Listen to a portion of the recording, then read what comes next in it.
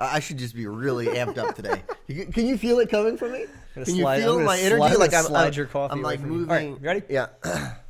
I'm Steven. And I'm Kevin. And in today's episode of the Steven and Kevin Show, We're going to share with you our top 3 LinkedIn tactics. and we've got a giveaway for you.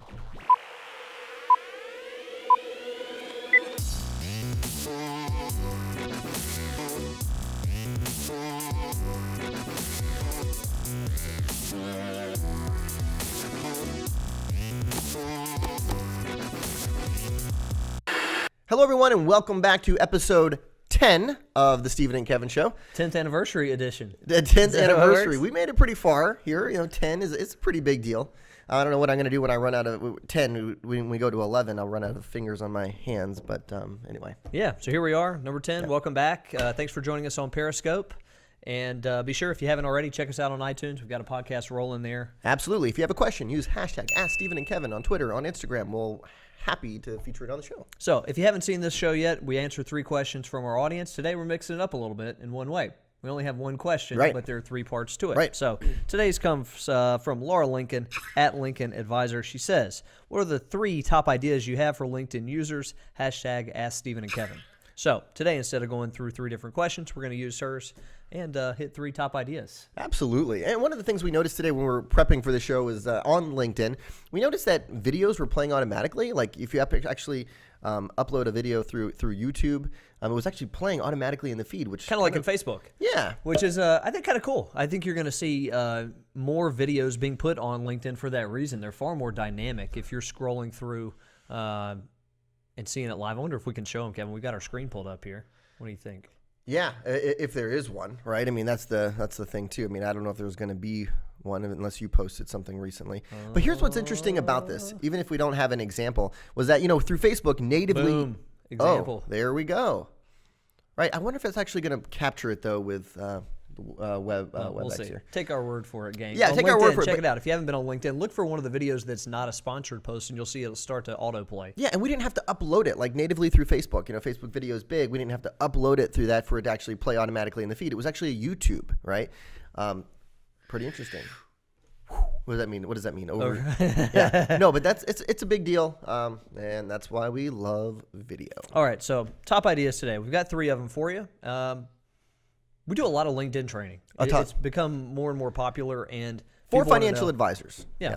And people want to know, what's in it for me? How am I going to make money with this? So the 3 that we were going to go through today, we think are directly related to your marketing efforts, going to help you bring in more business. Yep. We're going to start off today, number 1, with the advocate search. Right, the advocate search. So we're not getting into branding, right? We're not talking about building the right connections. We're talking about prospecting, right? Yeah, and to paint the picture for this one, so advocate search, let me, I guess, first paint the picture of how this would be used. Right. This would be used in advance of a meeting with one of your advocates, a good client who's on LinkedIn, a good COI perhaps who's on LinkedIn, and prior to that meeting, you'd go through, or prior to a phone call perhaps, you'd go through their connections and try to find some people you'd like them to introduce you to. Exactly, because we're going for an introduction style approach, which we know is the number one way that financial advisors are bringing in business right now. And you'll find that as a theme throughout these first 2 segments today. LinkedIn is going to help us find the information. We're going to act on it in real life. Great. So let's go to one of our advocates' profiles, right? We're going to pull up one of our coaches here. We're going to pull up Carl Reisen. Step 1, go to Carl's profile, right? Here we go. Step 2, click on Carl's connections, 500 plus. If you get here and all you see are shared connections, their connection base is hidden. So very few people do that on LinkedIn. I mean, the default is to keep them open, but just kind of keep that in mind. Step 3 is click on the magnifying glass. There we go. And we can run a keyword search. And it used to be that you'd have to scroll through all of Carl's connections. That's and it right. drove us nuts. We knew the potential early on with LinkedIn. I think we all saw potential with it, but going through Carl's connections was just a pain. That's such a pain. So we're going to be more targeted here, and instead of saying who looks kind of like a good prospect for us, we're going to say, well, we know our market. We're looking for, let's say, business owners.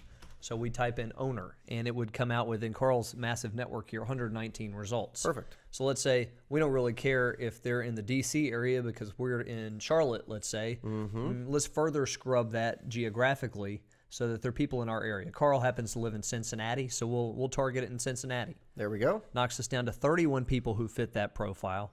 Now, 31's manageable. We could certainly go through and look through 31 people, but if we wanted to further segment that based on the school they attended, perhaps, commonality is king in LinkedIn prospecting. Ooh, I like that. Commonality is king in Trademark. LinkedIn prospecting. No, but you're exactly right. I mean, industry, a past company they used to work for. I mean, if any of that stuff is important to you, you can filter it now. Also, a mutual connection. I mean, look at that. Who was that one, Kevin, I just saw? I mean, the people right at the top, 4 shared connections with you, 11, 96 shared connections. Right, and she's an open networker. That makes sense. Right. But look, I mean, so you run this search, you find some people. Now, how do we actually go about getting introductions to these people? And what we found in our research is that the advisors who actually bring in business and do this tactic, they have a conversation with Carl in this case and ask him to personally introduce him to a few people that you've hand selected through some research here. You don't use the LinkedIn Get Introduced button.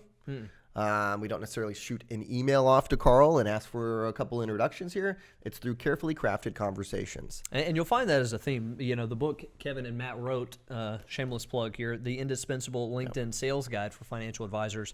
The subtitle is The Online to Offline Conversion, because if you stick in the world of digital, sure, it's easier. You can be really efficient, but it doesn't work as well, right? Use it to find information, but then take it into real life. And that's where, frankly, so many people get derailed in their LinkedIn marketing efforts. They do plenty of research, but then they don't act on it. Yeah, exactly. And it takes some sales skills, right? It takes the right language. So, Stephen, if you were going to ask Carl for an introduction to a couple of these people, how would you go about asking? What would be your style of doing it? What kind of language could you throw out for our audience today? I would, let's say Carl came into my office for a review meeting. I would say, Carl, I was checking out your LinkedIn profile. First of all, thanks for connecting with me. And I happened to stumble into, quote unquote. Stumble into. Yeah. No, I was hyper researching you, Carl. Happened to stumble into the fact that you know Bob Viney. How do you know Bob? Perfect. Right? Because I want his reaction. Oh, I don't really know him well. Met him 10 years ago. We connected on LinkedIn. Or he's a good buddy. We play golf once a week.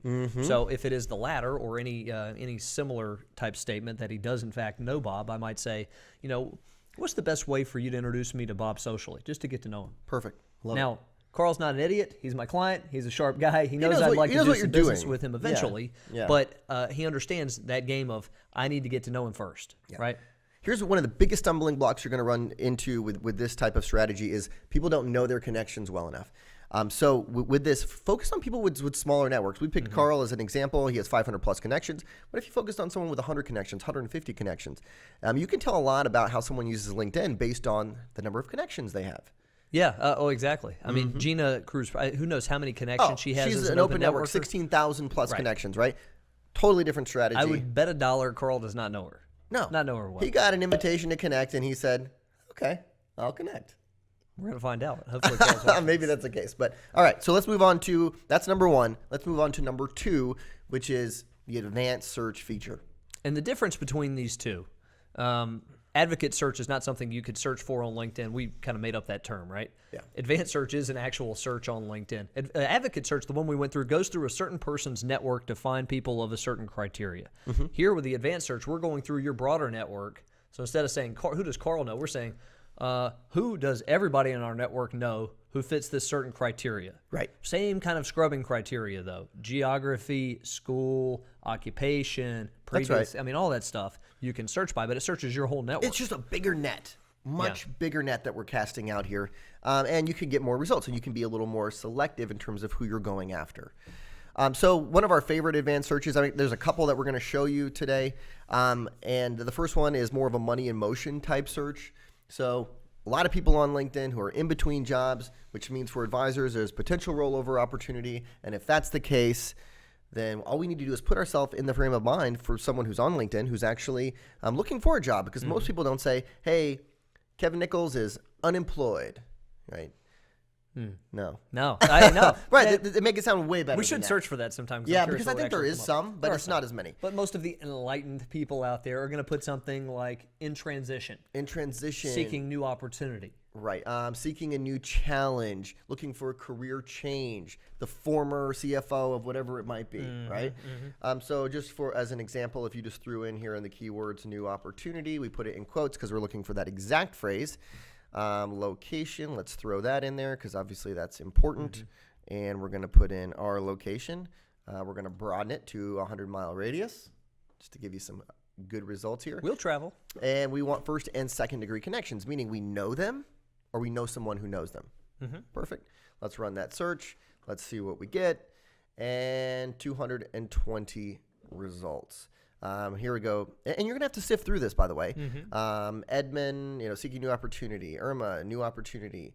Rachel, sales guru, seeks new opportunity. I always question anyone who calls themselves a guru. An unemployed guru? An unemployed. Oh, man, that's rough. Sorry. But yeah. But look, there's so many good opportunities here. And the great thing about it is, like with Irma here, 2 shared connections, click on that. 2 people that I know who know Irma that we could get a personal introduction to.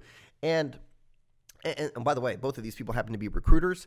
Not a terrible strategy to connect with recruiters on LinkedIn. Not a bad idea because they're connected to a lot of people who are in between jobs. So advanced search is a powerful tool. You can search for new opportunity. You can search for, let's say you are looking for people in a certain industry. Okay. Let's see if I can throw you a curveball. Okay. So we'll go down here and we're gonna select industry. Let's say let's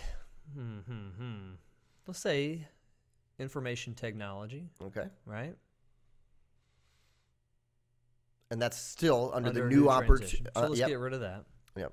We'll have to go back And let's here. say let's look for owners of IT companies. So under title, we'll put in owner. Yep. And industry is under IT. And let's see what we find. Current. We're going to say current business owners, right? And let's run that search. And within a 100-mile radius, it's 254. There's going to be a ton. So what we have here are first and second degree connections. In this case, I don't really care about first degree connections. So let's get rid of that. that. If I already know you, great, I know you. I want to know who are the introduction targets. There we go. And in this case, I'm thinking about it a little bit next level, right? You could stop here, you could filter through all these people and probably get a lot of introductions. Yep. But if I want to be smart about it, I might say, all right, who of these people went to University of North Carolina at Greensboro? Oh, you have to spell right first, right? Or Appalachian State University. Yeah, let's not throw that one out.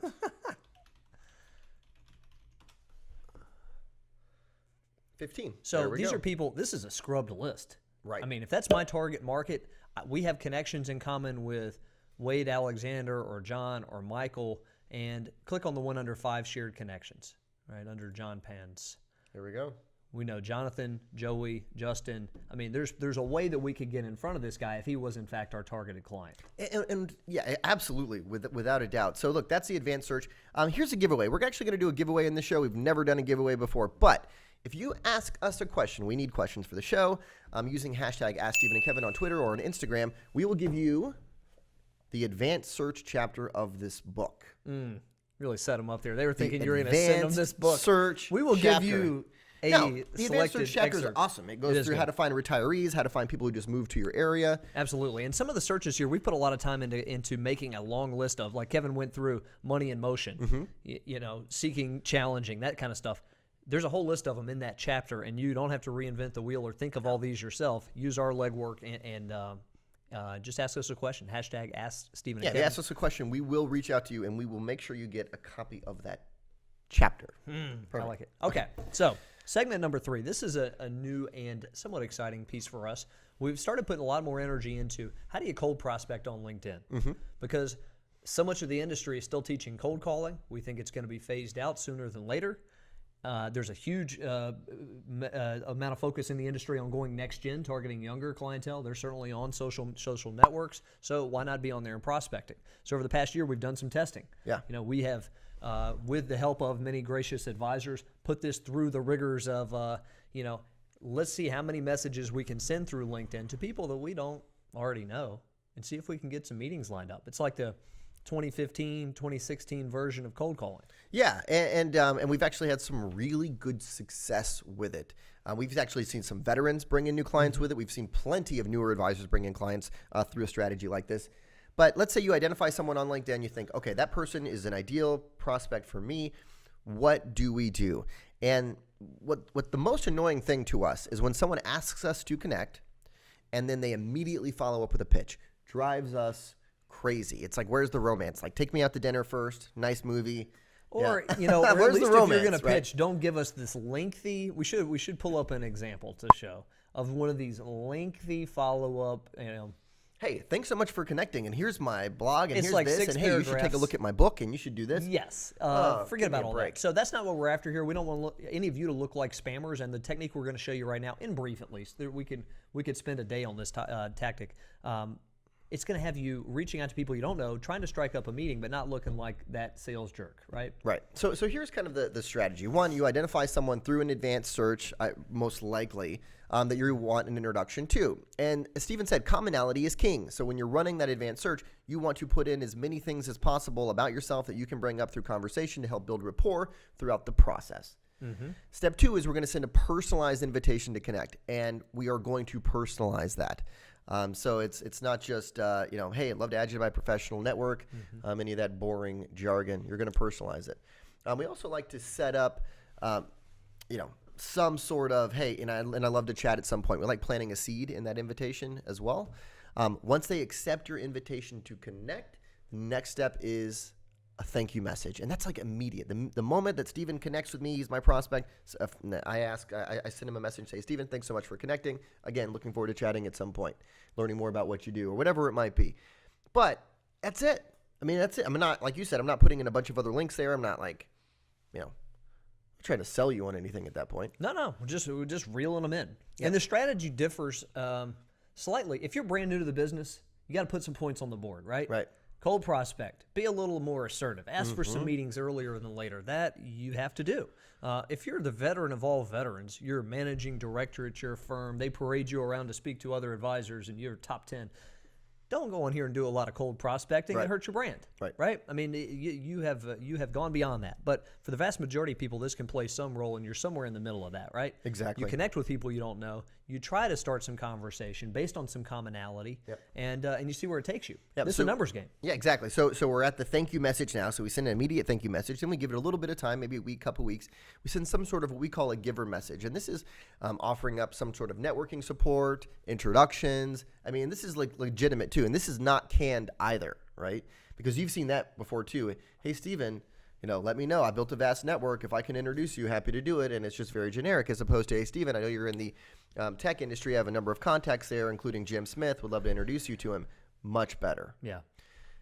Now we take a passive approach. Now it's like we've started connecting and we kind of sit back for a second. And you might be thinking, really? We're gonna kind of slow down? Yeah, because now we're gonna incorporate what we call brand impressions, which is posting on a regular basis. It's looking at their profile in transparent mode and letting them know that you looked at their profile. It's sending them an interesting article on something that you read, but it's not asking for the meeting yet. And something that's very specific to them, not a general investment article. That's right. But, looks like you're in you have an HVAC business. Here's an interesting article I ran into. Yeah, and this is just getting them comfortable, right? This is getting them comfortable on LinkedIn and with you, and they're looking at your profile. You haven't asked for a meeting yet. Then, after a little bit of brand impressions, I mean, what would you say, Stephen, time frame for that? I don't know what time frame to put on that. I think it does depend. And as much time as you can dedicate this, you put half an hour into it a day. Yeah. If you're a little newer to the business, and you're going to reap the rewards. And again, if you're newer, push the pace on that. Don't wait 6 weeks to warm somebody up with brand impressions to ask them for a meeting. You're going to be out of a job. Right. That's right. But that's an extreme. Maybe it's a couple more weeks, a month. You have to kind of and hopefully you've struck up a conversation at that point with someone, right? Hopefully they're getting back with you. Yeah, and let me give this caveat to the whole thing. Like as I hear us talk about this tactic, I think it sounds to me it sounds like in a vacuum you'd say it sounds like a lot of work.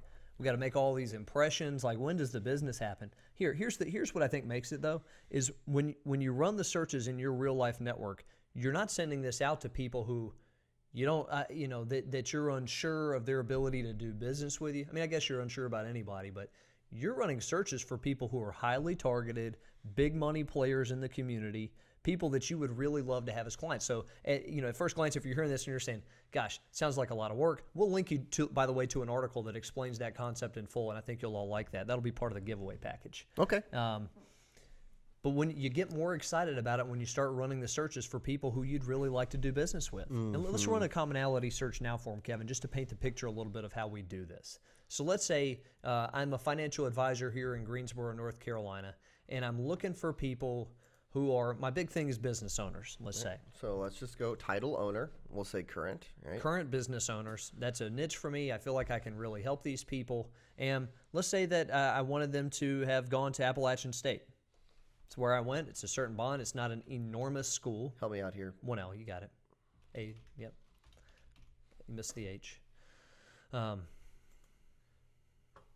That's the Italian spelling right there, CH. There we go. Okay. Let's say that's a commonality that I'm looking for, and let's search them out here within, a certain radius of our office. Because what I'm after here are people that I can strike up a conversation with, who can do business with me, who will take a message from me, and commonality really helps in that. Yeah, let's just leave it to 50 miles. Let's do it. Okay. And then second degree connections, maybe third degree too. I mean, really, Sure. we're reaching It doesn't out here. matter. Industry, is that important to us? Not now. Let's start with the school and start with the job title. 517 people. There's a ton, Yeah. right? So let's narrow that even further geographically. I don't want to travel 50 miles. Let's make it 10 miles. I'm lazy, right? Yeah. We're targeted. Right, there we go, 130. So 130 people who are pretty close by, right? These people live right here. They went to the same smallish university that I went to. They're business owners. I can help them. Many of these people I share commonality with. Click on any of these people. Look at Roberta here, 7 shared connections. There we go. So with Roberta, I could look through that list. I don't recall any of those 3 people offhand, but view also. Well, this is your these are network. mine. Yeah, I was no like, wonder. I know I'm all like, of I don't them. know these Yep. people. But if I wanted to meet Roberta, even let's say, and here's the difference, gang. So obviously we talk a lot about the power of getting introductions to get in front of people like Roberta. So if I knew Mitch well, I would call Mitch and say, hey, can you put me in front of Roberta, right? Yep. But let's say that any of these casual connections are people I haven't seen in a long time or I don't feel comfortable calling. Exactly. I can still drop them in conversation to Roberta via LinkedIn.